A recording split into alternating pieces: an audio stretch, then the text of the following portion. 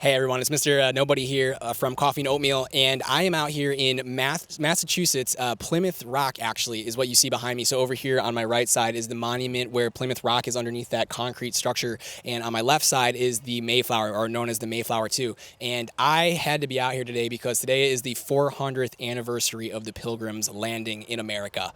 The Mayflower Compact was signed on November 11th, and so if my history is correct, that actually occurred out on Provincetown, Cape Cod, where they had landed.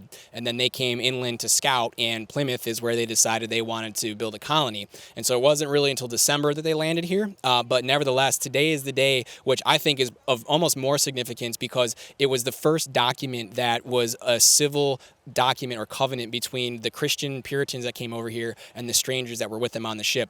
And this document and the Christian ideals 150 years later led to the Declaration of Independence and the Constitution. And so this is just a massive moment in Christian history out here. There's a ton of groups out here that recognize this as well. Behind me you see a couple of them. Today there was a much larger crowd gathered out here blowing what's known as a shofar.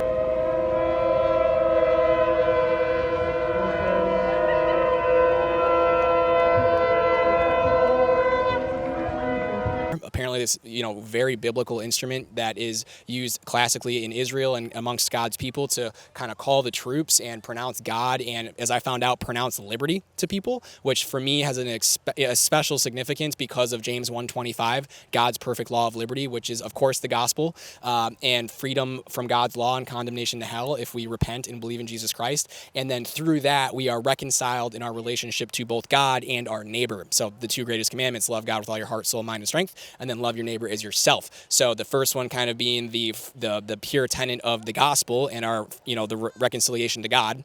And then the working out with our neighbors is the rest of it and how we do life and run government and institutions and society and everything. And so this document, the Mayflower Compact, which mentions the Christian faith, it says it was for the advancement of the Christian faith, and it was done in order to bring peace and have civil order amongst the Puritans and the stranger neighbors that were on the boat.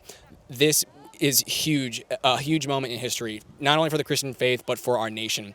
And so I had to be out here to just be a part of this. 400 years, just mind-blowing to me. And especially because one of the main reasons I'm here is because what the Pilgrims had to go through to come over here and endure, to worship the God that they believed in and have the rights that they knew God gave them, was tremendous sacrifice. And I think it is a sacrifice that we as Americans and Christian Americans ought to be looking back on these days as we look to hope for better things for the future, to restore the country to some of its beauty and its splendor, and to get back to the values that we were founded on. It came with these forefathers of ours, and obviously Christ is where we look for, first and foremost, to the cross and the gospel and his work, but then we see the working out of it through the apostles. Right? We read the Bible, we read the New Testament, we get the faith from what the disciples did, and everyone looks at Paul, of course, commonly, and the trials that he went through. That's an encouragement to our faith. And then especially for us in America here, the forefathers, our Puritan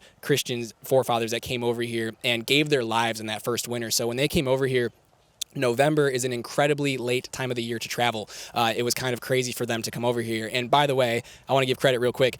A lot of my stimulus for being excited about all this came from Kirk Cameron in the movie Monumental, or a documentary about a monument that's not too far from here that I want to get to while I'm out here today or tomorrow as well. But so just want to give credit where it's due. He really, in his work in that documentary, really spurred me on, and I think made all of this information public in a way that it hadn't been before, or celebrated in a way that it hasn't been before. And so I just want to be a part of that and help you catch the fire. So that's why I'm talking about some of this. But anyway, when they landed here that first winter, about half of the Pilgrims, everyone on the boat combined, died in the first winter. There were only 4 adult females left that first year. Now, of course, people from other colonies and ships started coming over the coming years, but that first winter was incredibly tragic for the colonists, and yet they did it. They had to get rid of away from the Church of England. They had to escape persecution from King James. They had to come over here to be able to worship God the way that they knew that they were supposed to. And so they did it, and they made that sacrifice. And the women, I've read, the first winter, they actually slept on top of the children in the boat.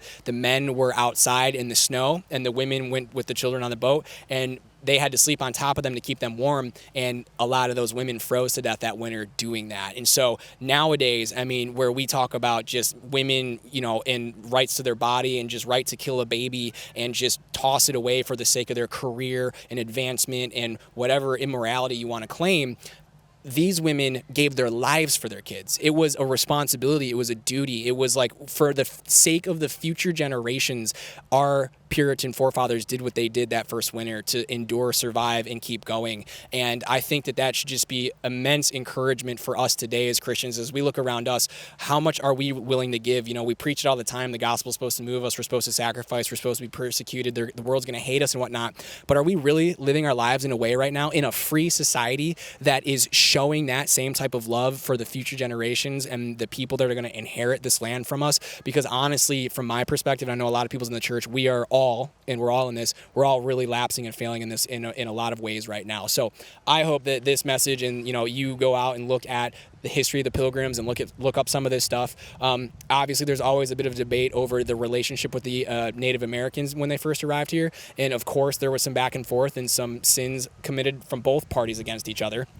But also there were some really great things that a lot of people don't talk about, such as the treaty that was signed between, I'm going to butcher this name, but I believe it's the Wampanoag, you dummy. Wanapano Indians, and I apologize for getting that so wrong, and the colonists, in order to have protection against persecution from another Indian tribe, which, if I get it right, is the Algonquin Indian tribe known as the Narragansett. Narragansett, you dolt. I'm terrible. I just learned about this recently. But regardless, the Wampano had been severely decimated by an epidemic, yellow fever, if I read correctly. And so up to about 90% of them, possibly 2/3 to 90%, had been killed in this epidemic, which, you know, throw on top of the 400-year anniversary. We have a pandemic this year. And by the way, massive social distancing right now, like nobody within many, many feet of me here.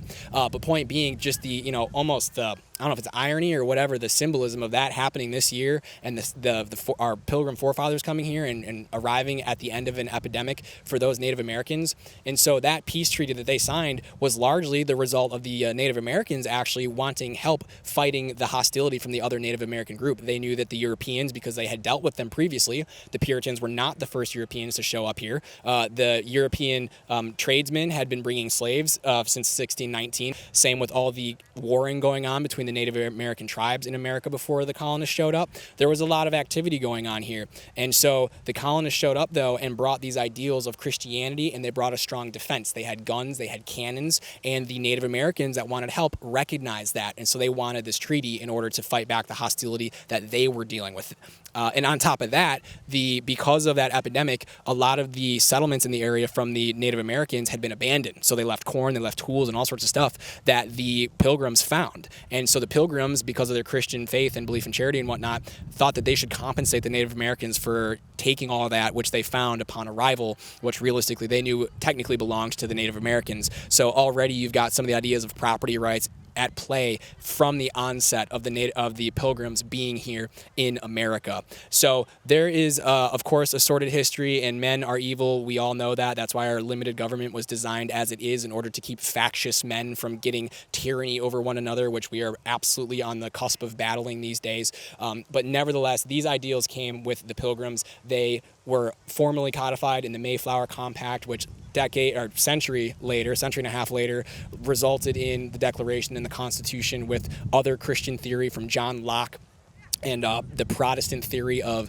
resistance and whatnot, which I'm still myself learning about. So much rich Christian history to be understood, and it is all commemorated and monumentized right behind me and in other areas around here in the city. So thank you for listening to this. I hope that this is inspiring to you and educational and encouraging. I highly recommend you go start looking some of this stuff up to just find encouragement for yourself and motivation for sacrifice and the faith that our forefathers brought over here and gave their lives to in order to secure the right to liberty and justice and all the things that God created us to have as his people. And of course, this can first and foremost only be achieved fully through the gospel and Jesus Christ and reconciliation to God through him as our Savior. So I'm Mr. Nobody. Thank you for listening. Take care, and we'll see you soon.